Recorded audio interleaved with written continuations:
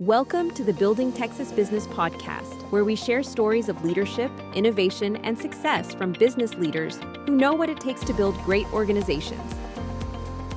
Building Texas Business is brought to you by Boyer Miller, providing counsel beyond expectations. Learn more about how Boyer Miller helps businesses navigate opportunity and growth with clarity and confidence at boyermiller.com. Now, here's your host, Chris Hanslik. In this episode, you will meet Bonnie Moss, president of MBCO Engineering. Bonnie credits learning to overcome challenges as one of her keys to success and advises entrepreneurs that you don't have to grow fast to be successful. Bonnie, thank you for coming in today. Appreciate you taking the time to come on Building Texas Business.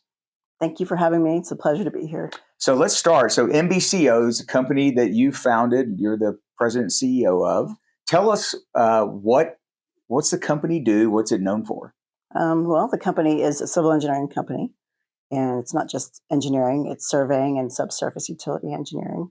And most of our clients are government agency type clients, TxDOT, government agency, counties, cities, etc. Okay. Yeah. So I know that maybe just over 10 years ago, you founded the company, 10, 11 years ago? Yeah, we've been in business 11 years. I've been in industry close to 30 years, and I've worked for some amazing organizations across Texas, anything from a graduate intern to project engineer to regional manager of companies. And then it was at that point where I decided to kind of take all that experience and go out on my own.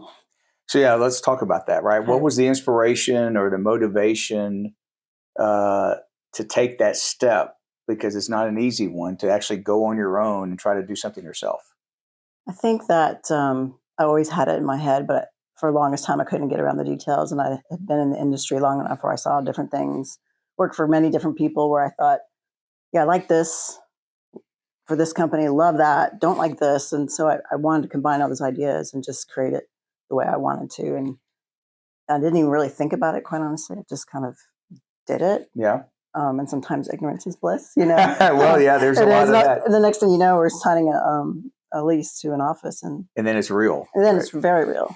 Yeah. Well, so that's not an uncommon story I hear of people going, if I'm not sure, I just kind of did it. And I think looking back, if I'd have overthought it too much, I may not have ever done it. And it's somewhat of a truth amongst entrepreneurs who, branch out and do that is, and no matter what you plan, that, as soon as you start to implement it, a curveball's coming and that plan goes out the window, right? That's right.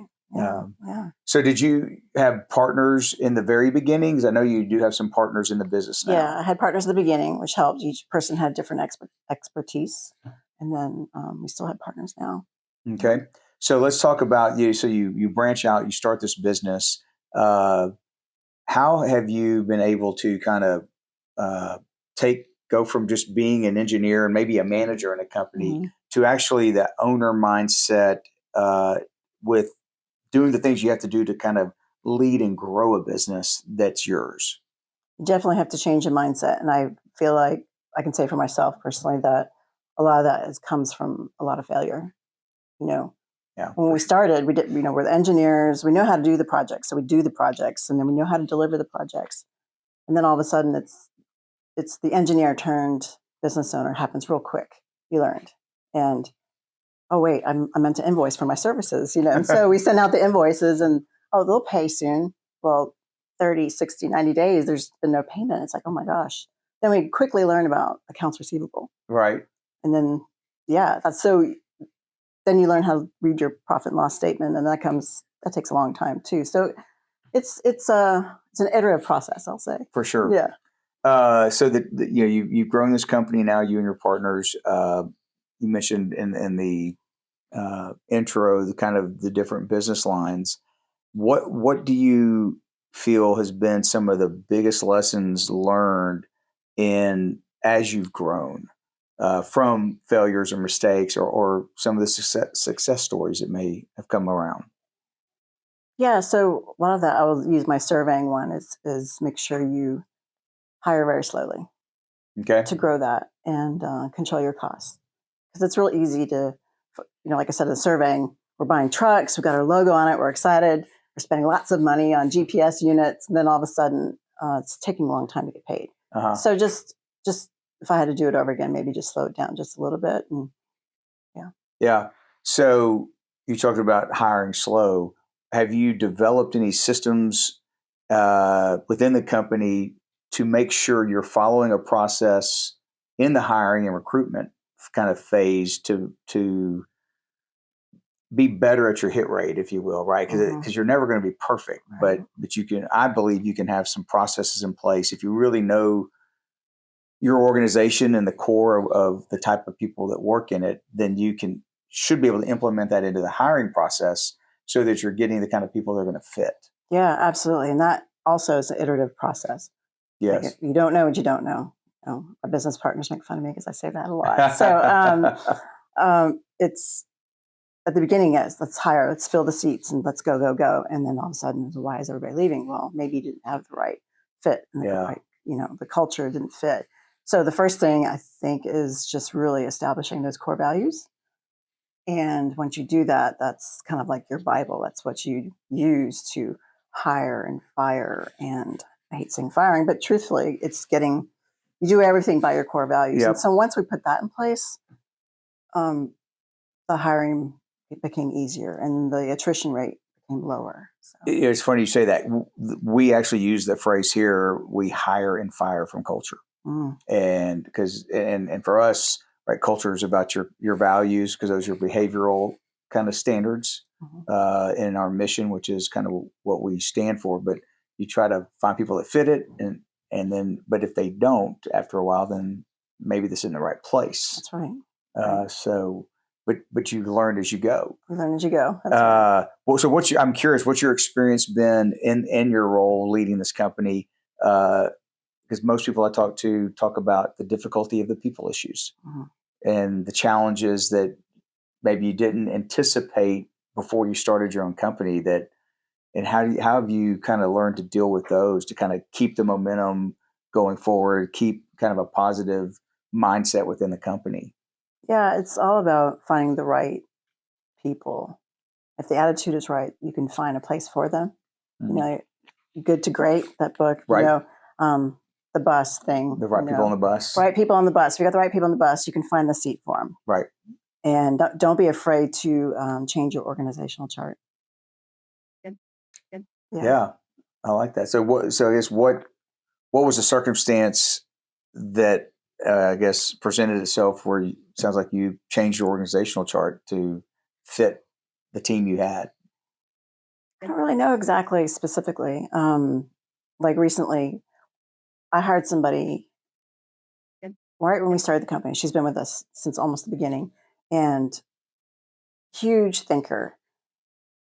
She provides great value, helped us write proposals, helped us, just pretty much did everything.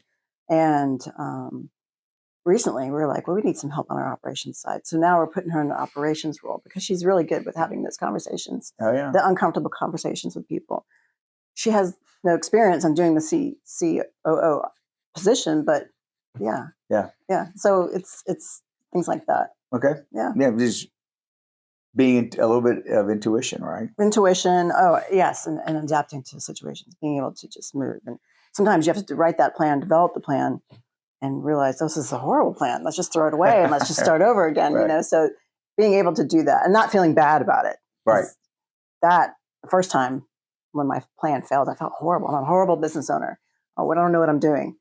But you just keep trying. So you mentioned that before too. I think people are scared to admit failures, but what I've experienced personally and what I've heard from so many is there's so much learning in the failures. It almost, when you look at a company like yours and others that are experiencing really good success, the founders and owners will tell you that's because of some huge mistakes or failures we made and never gotten to this point. That's right. And could you share, an experience or two of a failure and how that helped actually accelerate your learning and growth and therefore the company's growth? I think I can. Let's see. We had a year where we invested in a new business line. We found the key hires to make that investment. And so we did it, and it was definitely the right move because it's paying off now. And the next year, we probably had a bad year because of various reasons, employee issues, or people weren't paying, or delay in projects. And so we had two compounded years where they weren't, the best. And so that was maybe a failure in the sense that you can't predict the future. Right. But because you can't predict the future, so maybe you need to have a nest egg. You need to plan for the worst. Yeah, contingency plan. Exactly. Yeah, so things like that. I would say a lack of planning could be a failure. This was things that nobody sees. Yeah. So. Yeah, I mean, it'd be nice to have the crystal ball. It would. But look, I think that's a great point, and I think the whole idea of if and when to start a new line of business or product or whatever is a pretty scary, or can be anyway, decision to make of when's the time right. And I think the right planning helps with that, to your point. Absolutely. So let's talk a little bit about what's going on just in your industry specifically. What kind of things do you see that you're trying to do to kind of leverage technology or be innovative within the organization? Sure. There's a lot of things happening in the engineering industry right now. I can't even keep up. Of course, you have Mr. AI, right, who works for your company, right? Automating everything. We'll do a design of a roadway. And it used to be back in the day, if it was in the preliminary phases, the client would want to see 2 or 3 alternatives. Well, now, AI, you can just put in the parameters that the engineer wants and put in a bunch of, tell it how many options you want, and it's just boom, like that. So that's getting hard to get used to, because we used to do things with paper and pencil, and just very old school. But things like that. And it happens fast, right? It does happen fast. In our industry, also, you see a lot of automation of robots. The grading of autonomous vehicles. They're out there grading project, and there's no human out there. And I guess it's a good thing because it's eliminating human error. But things like that. Absolutely. Do you think, I guess, in what you're seeing then, I mean, because everyone talks about AI, and well, it may automate some things and eliminate some jobs in one area, but it will create jobs in another. Are you seeing that in your industry? When you talk about the automated grading machines, that's eliminating a job, but are there other opportunities where other jobs are being created because of that emerging technology? Yeah, I don't know. I haven't really seen that aspect in our business. Yeah. No. How about just being here in Texas? I mean, what have you seen? You mentioned even before you started your own company, you were operating all over Texas. Mm-hmm. As a business owner, what are some of the advantages that you've seen and experienced about being in Texas and being based here in Houston? Well, being in Texas is first and foremost is awesome. Yeah. I moved here in 1988 and I haven't left since. It's wonderful. So Texas is a great place to have business because the economy, even when it's down, is just better than the rest of the country. Mm-hmm. And even in a recession, you'll have the last one in and first one out. So it's very robust in that sense. Tons of people are moving here. Right. And so there's a huge need for infrastructure. And with that, need for us engineers and surveyors, et cetera. Yeah. So going back kind of just to the core of the company, you mentioned core values. What, I guess, or how would you describe the culture do you think you have built at MBCO? And, what are some of the key aspects to that? The culture is pretty much letting the employees do what they want to do with respect to experimentation, without feeling like they have a fear of failure. Interesting. So autonomy. Yes. And I know I've seen in things on the website and whatnot, you talk about the biggest assets being your employees and your customers. So I guess, what have you done to kind of day to day promote and encourage that autonomy and that fear of failure? Because you can't just say it. There has to be some behaviors that show up so people actually feel it and believe it. Right. People who run their own the business lines within our company, just allowing them to make decisions. And do you all, I guess you mentioned your core values, I guess, are those kind of some of the key tenets that help promote that autonomous environment? Yes, absolutely. Within the management team, I guess, how have you built a team around you to, I guess, further your vision for the company and help kind of make sure that the culture is paramount? Well, just sharing the vision of the company, being very transparent and open about all that is important. And then hiring people that are smarter than you. That's the biggest one, right? So I can remove myself to work on the business. Not, hear people talk about that. So that's important. Yeah. Just sharing the vision of the company, sharing ideas, and getting people's input. Absolutely, making sure that the clients are taken care of ultimately, but right. Sharing the vision and having complete buy-in from everybody on the vision of the company, and we're on the growth strategy too. So, yeah. When you think about kind of looking ahead, any kind of headwinds that you see that, either you're already starting to prepare for, or that you think may be around the corner in the next, 12 to 18 months? So I would say that leadership fatigue is a real thing, So let's make sure that we're delegating enough, we're working out, and taking vacations, things like that. It's important. Yeah. That's a term I haven't heard, but it's one I've felt. I talk to people and leaders like you all the time, and I think it seems like it's been accelerated since 2020, right? That was a big toll, and then there's been lots of good, but there's been a lot of uncertainty in the last 5.5 years, right? That lots of ups and downs, and I think it does. I know I'll say this: we see in our legal practice, I think a lot of M&A transactions where founders are selling because they're tired. Yeah, they're like kind of enough, and they're ready to sell the company and proud of what they built, but they haven't used that term, but I think it's that leadership or ownership fatigue. Yeah, it's a real thing, and keeping an eye on that, not just for myself, but your business owners, your leads of the company, making sure that everybody's taken care of and taking time off. I think the other thing too is just trying to learn how to navigate with the economy and trying to stay on top of that. Right now the Texas Department of Transportation has a little bit of a slowdown in work. So there's a lot of people in the industry who are getting laid off, so diversification is really important. Sure, with any right with any business, right? But with us, we do county work, city work, we do work for Metro, so always diversification. Sometimes that's out of sight for a lot of business owners because it has a huge amount of textile work, and they want to just do that. Right. Well, you have those. If you have one or two of those big customers, clients, whatever, then when it's good, it's so good, right? You can lose sight that you should diversify.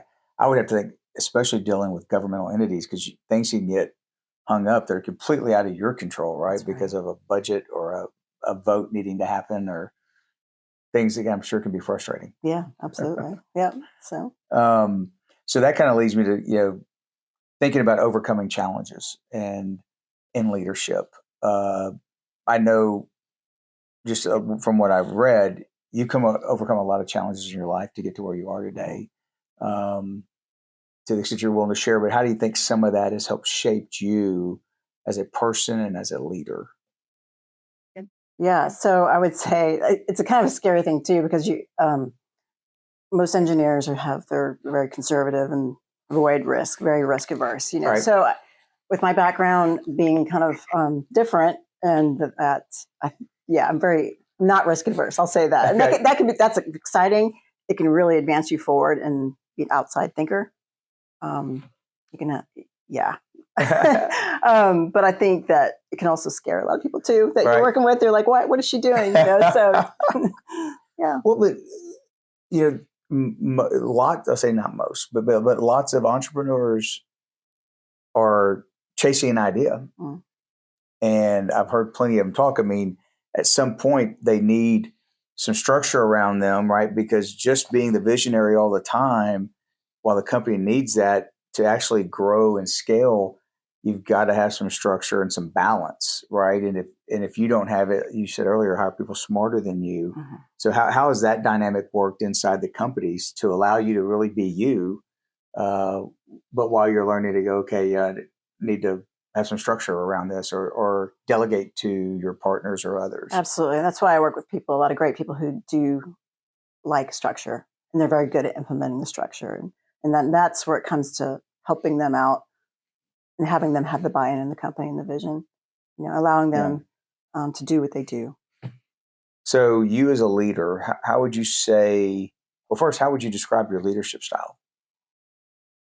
Oh my gosh, kind of crazy. I haven't heard that one before. Kind of crazy, leading by example. Yeah. First and foremost, you have to lead by example.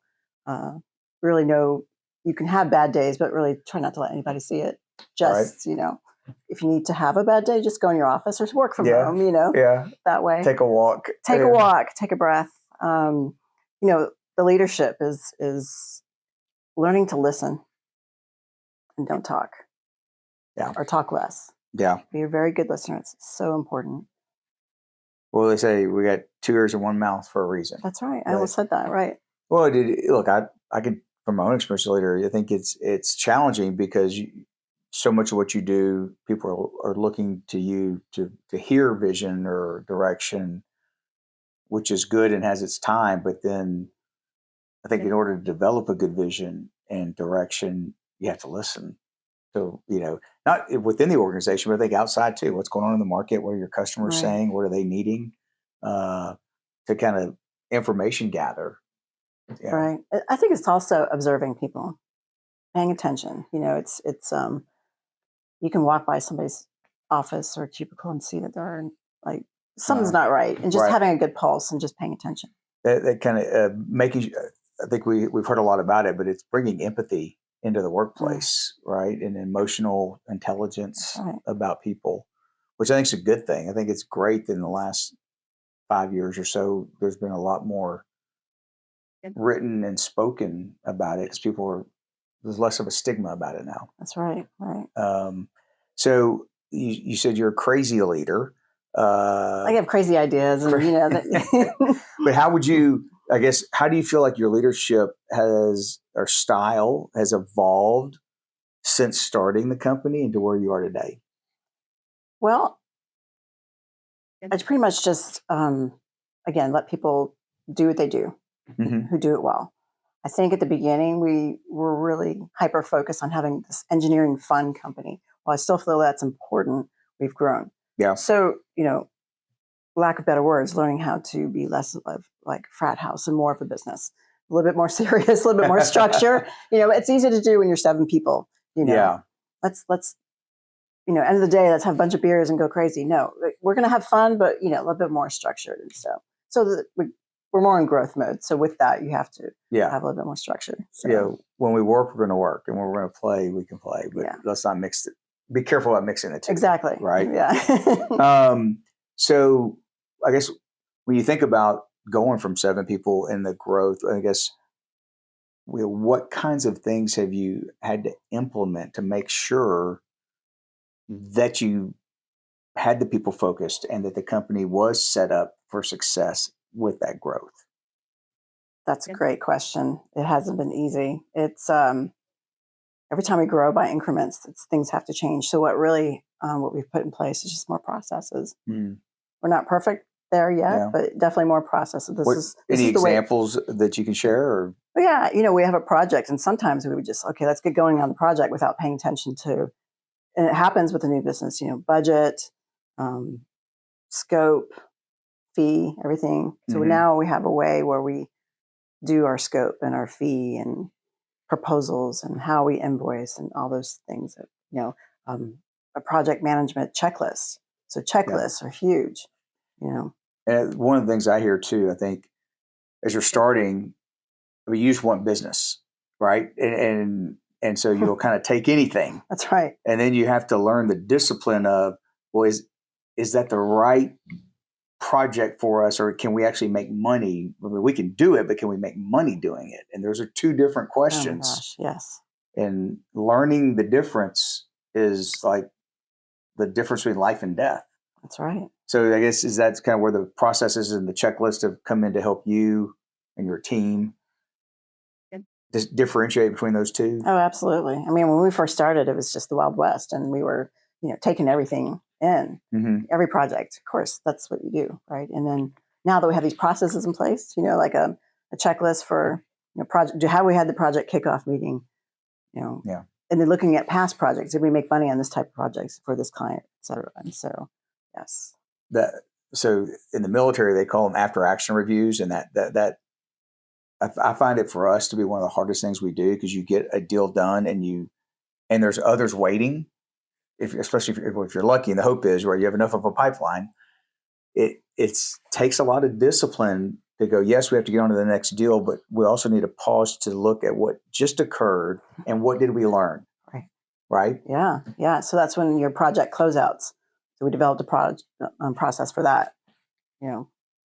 That's great, because I tell people, sometimes you're successful despite yourself, but you should know when that happens versus because you actually did a good job. Right. So then let's talk a little bit just about lessons learned as an entrepreneur, right? If you're looking back today, what are some of the things that you were like, oh my, I had no idea, or gosh, had I known? Because someone out there listening is thinking about doing what you did 11 years ago, you might be able to help them avoid something or to think about something differently. Yes. So paying attention to your costs, controlling your costs. Absolutely. Having that big vision is great, but you can't make that vision happen unless you doing the things in the short term to generate the revenue to build up towards that. Right. So surrounding yourself also with people who have been there, done that, and seeking advice. Other CEOs. I had the fortunate luck of being able to get into the Goldman Sachs Small Businesses Program. Oh, yeah. 2017. So that was huge. So it taught me a lot of things, but it didn't teach me everything. I think over time I learned, probably by failure, how to read my profit and loss statement and my balance sheet. What does that actually mean? Right. Like really taking the time and seeking other entrepreneurs who've been there, and how do you do this? More questions asked. Yeah. It's funny. I think you're the second guest I've had on the podcast who did the Goldman Sachs program and spoke, highly of it. That's wonderful. Yes. So then when I think about kind of those lessons you learn and then paying it forward, what would you share with someone that is thinking about starting their own company? I would say seek advice from other people, for sure. Get to know other business owners, probably in the same industry is good, but not necessarily. Yeah. Because sometimes the people who own different types of businesses have a different perspective, and that's a good thing. And I would say control your cash. Cash is king. They always say that. So growing fast is good, but you don't have to grow fast to be successful. So keep that in check. And I would say, listen to your gut. Those are good points. Well, I think that you don't want that growth, right? Because sometimes you can grow so fast, you grow yourself out of business. And it's balancing that, making sure you have the cash, the reserves, or whatever to support the growth. And sometimes going slower is better. Oh, it is. We experienced that in, I'd say 2016, 2017, when we first kind of started the business. We were going quick, very quick. And we were doing everything as ourselves still learning how to be business owners, and not realizing that while we were doing the engineering of the work that we just brought in, well, the one thing that was failing was the business development and getting out there and winning more work, making sure that backlog is filled. And then, so we hired a bunch of people, and then all of a sudden it's like there was no work. It's like, oh my gosh, so that again, lessons learned, failures in the past of learning from that. We learned hard from that, so never happened again. I mean, I think that's why learning from failure is so valuable, because you don't forget it, right? That's right. And the panic of it, we forgot to keep selling. Yeah. All of a sudden, we have to. Someone's got to be focused on selling all the time. Yeah. While we have the doers. I guess we just took it for granted that it would just come in. You know, well, we forgot that the work that we had the tons of work that we had at the moment. It was a result of us doing the business development. So anyway, but you overcame it. we did. And I think that's the fundamentally, I hear people say, if you have an idea, you want to go do it, just go do it. And it's going to be harder than you expected. And there's going to be some setbacks, but don't let the setbacks stop you. Yeah.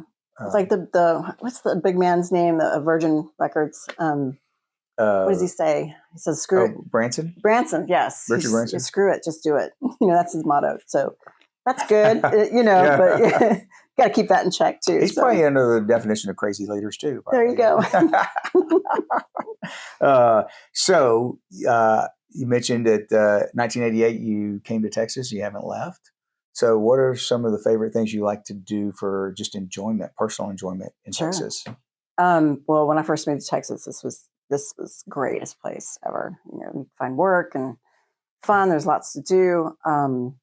I loved going to Texas Hill Country. I think Enchanted Rock area. That's probably my favorite area. Yeah, it's beautiful there. Mm-hmm. So do you like Tex-Mex or barbecue?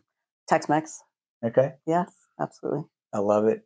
So last question is, what do you mentioned going to Hill Country. Is that kind of your favorite thing to rest and recharge?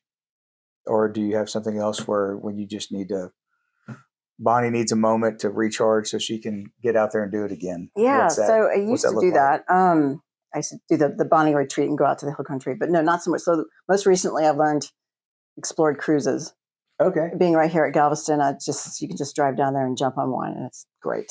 There's something about seeing the sea and the ocean, and you really feel like I'm getting away from everything. Right. So yeah. And cell phones don't work for a period of time. Yeah, I'm sorry I couldn't catch that, that call or whatever. But yeah, that's my way. I love it. Mm-hmm.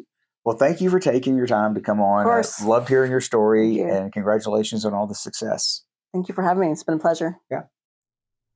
That's it for this episode of Building Texas Business. Don't forget to check out the show notes at BoyerMiller.com/podcast for insights and resources from today's conversation. Learn more about how Boyer Miller can help your business grow at BoyerMiller.com. Thanks for listening, and we'll see you next time.